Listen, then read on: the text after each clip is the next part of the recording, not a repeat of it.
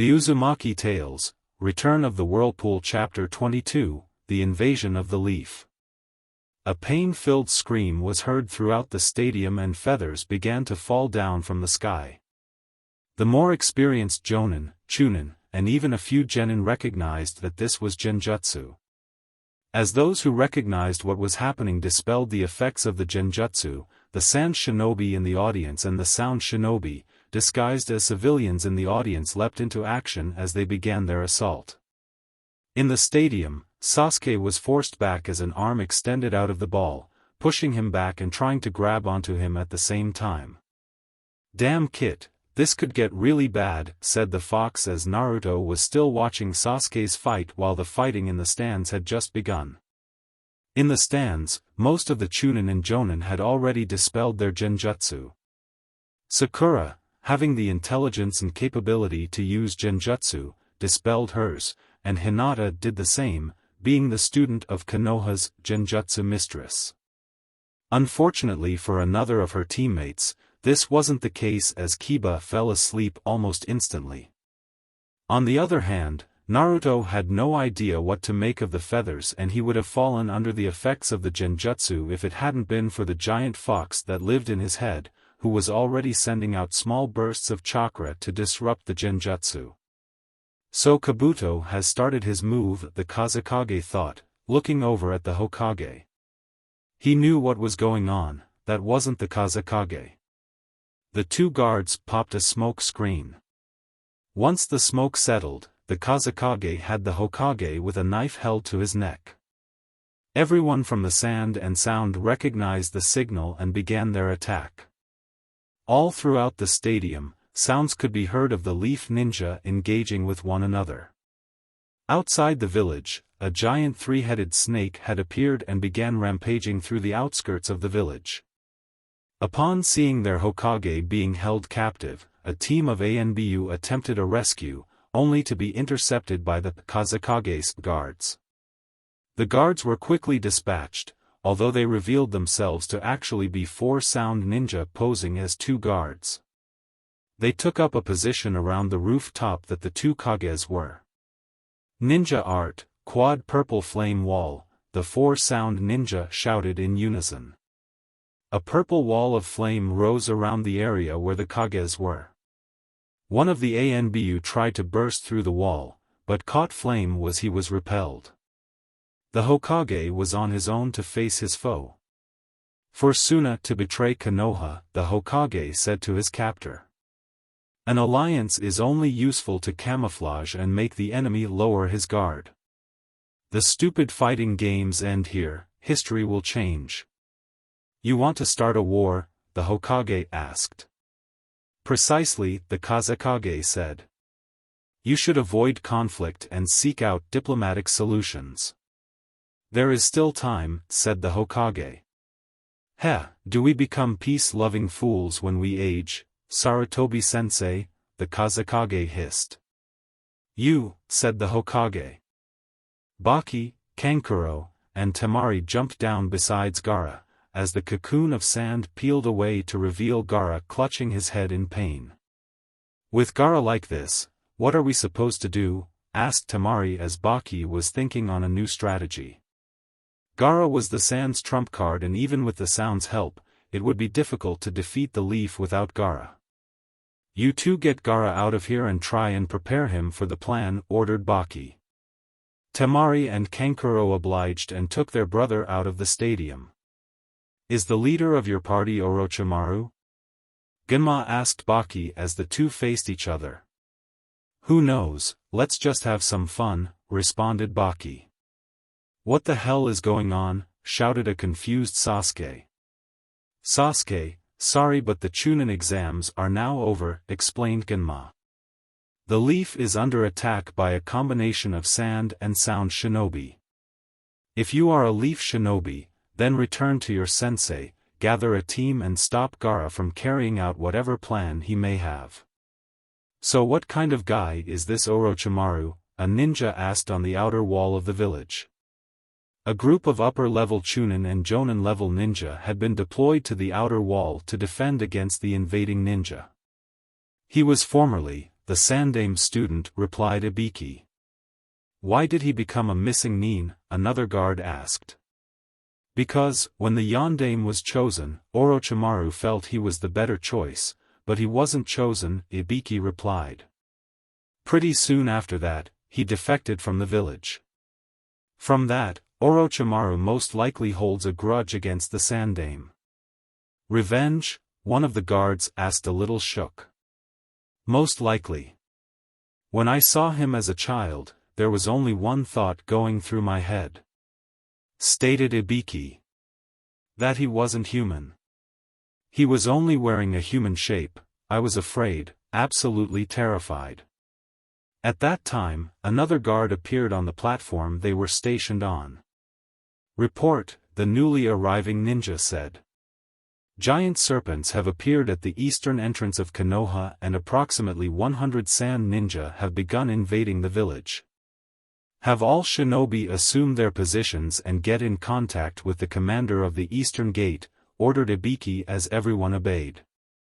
I see, so that's how it is, responded the Hokage. Your foolishness has caused the leaf to fall further behind. I have one, claimed the Kazekage, ripping off his face to reveal. Orochimaru, said the Hokage. I thought this day would come eventually, but you won't get my head so easily. I told you that you should have picked the Godame. Because you will die here today, Sandame, sneered Orochimaru.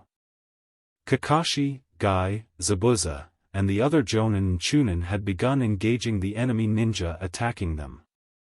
Looking up at where the Hokage was supposed to be, Kakashi saw a barrier ninjutsu surrounding the area. Guy pointed out something and Kakashi realized what was inside the barrier, Orochimaru and the Hokage. Orochimaru, both Sakura and Naruto said in unison.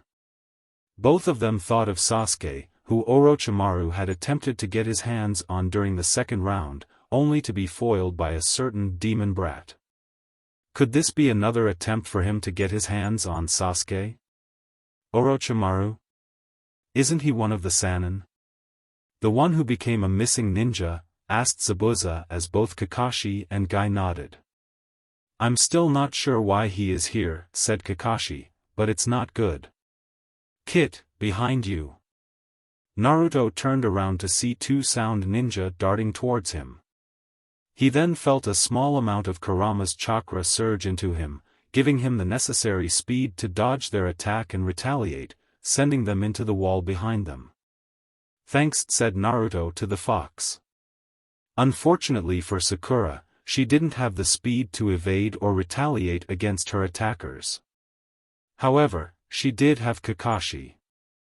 Kakashi dug two kunai into the attackers' heads, killing them. Stay like that for a little while, Sakura, I'll even the odds, said Kakashi, giving his student a smile. Hey Kakashi, it's been a while since our last challenge, my eternal rival, said Guy. What do you say? Eternal rival? Zabuza though, staring at Guy. He wasn't quite sure where this was going. Most kills wins? Kakashi responded, giving a little smile. Guy nodded. Upon hearing this, now Zabuza wanted in. Now you are talking, Zabuza replied. Looks like he have a new rival, a Kakashi, responded Guy. Zabuza's sweat dropped upon hearing that. Huh? You say something Guy, replied Kakashi, enraging Guy with his coolness. So whoever kills the most sound and sand ninja wins, correct? Zabuza asked, pulling out his sword. Yes, but our primary objective is to prevent casualties, Kakashi replied. Although, I'm concerned about the Hokage. Let the ANBU handle it. Besides, that person is the Hokage, he's not to be taken lightly, replied Guy as Kakashi, Zabuza, and Guy began their contest. At the same time, Naruto was fending off a few of the sound ninja that had decided to attack him. He was knocking them out with ease, thanks to the boosts in strength and speed given to him by the fox. However, as the number of sound increased, he found himself back to back with Hinata, who almost fainted realizing who she was so close to, but she knew that if she fainted now, she would either die, or lose all the respect that she had just gained over the past month. The sound ninja charged at the two genin. "En Naruto, get down," she said to him. Somehow, Naruto knew that was the right thing to do and he fell to the ground as Hinata began moving her arms. "Protection of the 8 trigrams," she yelled out as the dome of cutting chakra formed around the two, severely injuring any of the sound ninja that had tried to attack them. Wow! I knew that was an amazing technique from the battle, but I never knew it was this good, thought Naruto. "Heh, that little vixen is certainly full of surprises," Kurama responded. When she stopped her attack, she was panting heavily, having not fully recovered her chakra from her fight with Shino. Suddenly, about a dozen more ninja appeared in front of each of them and another dozen behind them. Naruto pulled a single shuriken out and aimed it at the sound ninja, causing them to laugh a little. They could easily handle one shuriken. Naruto threw the shuriken. "Shuriken Shadow Clone Jutsu," he said, pumping a lot of chakra into the jutsu. Suddenly, the single shuriken became 50 and took the sound ninja by surprise. When all was said and done, 2 of the sound lay dead and 3 more severely injured. Out of anger, the remaining sound ninja charged at the two genin, only to be stopped and killed by Zabuza. He had stepped in between them, and with a single swipe of his executioner blade, all 7 dropped to the ground, dead. Naruto was still a little shaken by the fact that he had actually killed. Zabuza turned to him. "Were those your first kills, kid?" he asked as Naruto could only help but nod. "Kid, get over it," said Kurama, trying to snap him back. "Right there, you had to kill them. If you didn't, they probably would have gotten to your little vixen and potentially killed her. Now, you wouldn't want that. Nor would you want anyone else in this village to die, right?" No, I guess not," replied Naruto. "And stop calling her my vixen. Then you have no choice but to kill those who are threatening those close to you," said Kurama as Naruto began to snap to that realization. If he was to protect the leaf, then he would have to kill the enemy ninja.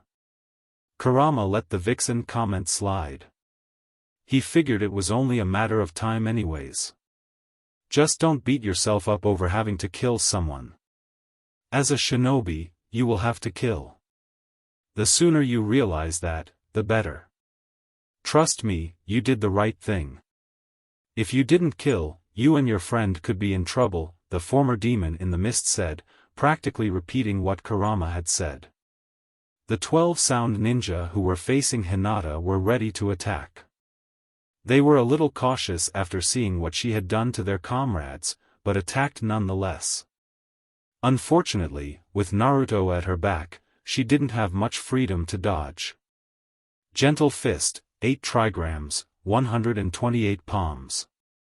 Hayashi called out, disabling all of the attackers who were attacking his daughter. "Father!" Hinata called out as Hayashi ran to her. "Hinata, now is not the time to try and prove something. As a leaf ninja, your primary duty is to get those who cannot protect themselves to safety," explained Hayashi. "Go with Kurenai and help to evacuate the villagers. Also, go find your sister and get her to safety as well." "Yes, father," replied Hinata. She turned to Kurenai and Naruto. "I'll be fine, don't worry. I've got Kakashi-sensei and Zabuza," replied Naruto, giving her his usual grin. Hinata took off with her sensei. "Hinata, please be safe. I can't be losing you now that you've finally awakened," thought Hayashi, turning his attention to the attacking sound ninja.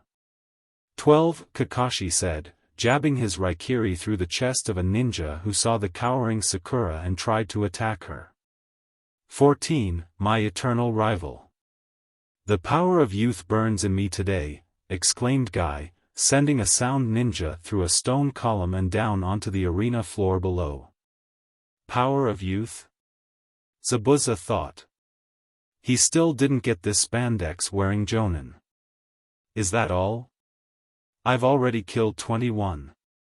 So it seems we might have a new eternal rival, at Kakashi, said Guy, slamming another sound ninja into a third sound ninja. Why did I come here? Zabuza thought, sweat dropping. He was contemplating using that sword on Guy as well. Kakashi's attention then turned to Sakura. Like he said, he had evened the odds and it was a little safer for her to come out of hiding. Sakura, it was worth teaching you genjutsu, as I thought, you have a talent for it, praised Kakashi. At that time, Sasuke joined them in the stands and Haku came shortly after. Kakashi then turned to Naruto, realizing that he was in fact awake, which was weird as he had no recollection of teaching Naruto how to dispel genjutsu. Team 7 then gathered around their sensei as the fighting began to die down in the area around the stands. I have an A-rank mission for the 4 of you. A-rank? Shouted a surprised and happy Naruto. Yes, what you said to me about Gaara being a Jinchuriki is not good. In fact, I have a bad feeling about it. Now, a Jinchuriki is. Instructed Kakashi as he was cut off by Sasuke. We know, Sasuke said, pointing at Naruto who had a slight grin on his face as Kakashi's eyes widened. What? When? Asked Kakashi in surprise. The Forest of Death, when we encountered Orochimaru, explained Sakura. This confirmed Kakashi's suspicions about his team and their knowledge of what was inside Naruto. He would have to have a long chat with them after this was all over. Anyways, the 4 of you are to track down Gaara and stop him before anything bad happens, explained Kakashi. I have a feeling Naruto knows the most about what's going on with Gaara, so I. Naruto's eyes widened as he realized what Kakashi was hesitant to say. I appoint Naruto the leader for this mission, said a reluctant Kakashi. Yeah. You can count on me, sensei, shouted Naruto. The 3 other members of Team 7 dropped their heads, now doubting Kakashi's judgment. However, one thing was true, when it came to demons and Jinchuriki, Naruto was the best source of knowledge they had. On their way out of the village, Team 7 noticed a few civilians cornered by about a dozen sound ninja. They could see no one else around and Naruto remembered what Kurama said about protecting the people of this village. The 4 of them made a quick detour as 3 of the sound ninja charged at the unprotected civilians, intending to kill. The woman closest to the sound ninja feared this would be it for her, until the sound ninja fell to her feet, dead. Looking up to see her savior, she didn't expect what she had seen. The one she had referred to as the demon brat and hated as a result had been the one to come to her rescue. Team 7 had now engaged the rest of the sound ninja, who did not have time to react as Sakura trapped them in a genjutsu long enough for Sasuke, Naruto, and Haku to ready for an attack to take them down. A few seconds later, and all 12 sound ninja laid dead. You're, the woman stuttered pointing at Naruto. Yeah, I know. I'm the demon brat, said Naruto, finishing her sentence. No, you saved me, she exclaimed as the rest of Team 7 took off in the direction of Gaara. Was he really that bad? All she could think about was whether or not he really was a demon child. Everyone else in the group of civilians were thinking the same thing. He had helped save them. A demon child wouldn't do that, but he did. Receiving information from Kurama about the Ichibi, it became blatantly obvious that their intention was to unleash the Shikaku on Konoha. The team quickly agreed that could not happen. In another section of Konoha, Hinata had found herself up against a squad of sand ninja. She was separated from Kurenai when they split to survey the area. 2 of the sand ninja attacked and Hinata was busy parrying or evading their attacks. However, she was too busy dealing with them, and was unable to deal with the barrage of kunai coming at her from the other two sand ninja who had stayed back. "Kaiten," shouted Niji, blocking the incoming attack. "Niji Nizan," said Hinata, surprised by her cousin's sudden appearance and him actually defending her. "Hinata-sama," said Niji. This also surprised Hinata as there was no resentment in his use of an honorific associated with her name. "I have learned a few very important things in the past hour and I want to say that I am truly sorry for how I have treated you, but now is not the time for such apologies. We must show these traitors why the Hyuga is the strongest clan in the Leaf." Hinata was uplifted by Niji's sudden turning. The two took their stances as the four Suna ninja surrounded them. "Hinata-sama, are you versed in the 8 trigrams?" asked Niji. "Yes, I can do the first 32 strikes, but I'm still not comfortable on the next 32, explained Hinata. "Well, then just try your best," he encouraged. "Gentle fist, 8 trigrams, 64 palms," the two of them declared in unison as they proceeded to attack their opponents. Seconds later, the sand ninja crumpled to the ground as channeling chakra through their bodies was now almost impossible. Niji noticed something about Hinata there. It wasn't so much during the first 32 strikes, although it was present, but during the last 32 strikes that he noticed something was off. It was almost as if she was forcing it upon herself rather than letting the attack come naturally to her. With the stadium secure, Kakashi remained behind to fend off any remaining enemies and to aid Genma with the coming battle between him, Baki, and the cloaked figure that had just arrived next to Baki. For Guy and Zabuza, they realized that their abilities were needed elsewhere as a few waves of sound and sand shinobi had begun to invade the village from the outside, increasing the number of enemies inside the village. One of the most problematic opponents for the Leaf Ninja was the giant snake making its way through the village. Ninpu, Watchtower Demolisher Jutsu. A giant toad came crashing down on top of the snake, killing it. On top of the toad stood Jiraiya. "Long time no see, Ibiki," he said. "Jiraiya-sama," called Ibiki. The other guards were both shocked and relieved that another of the Sannin had joined the battle, but on their side. "Little chickadees." Jiraiya began to chant. "Open them small eyes of yours, as wide as you can and take a really good look. Blessed be. It's the Twilight Zone Flight of Rampage, by Jiraiya, the alien sage ninja."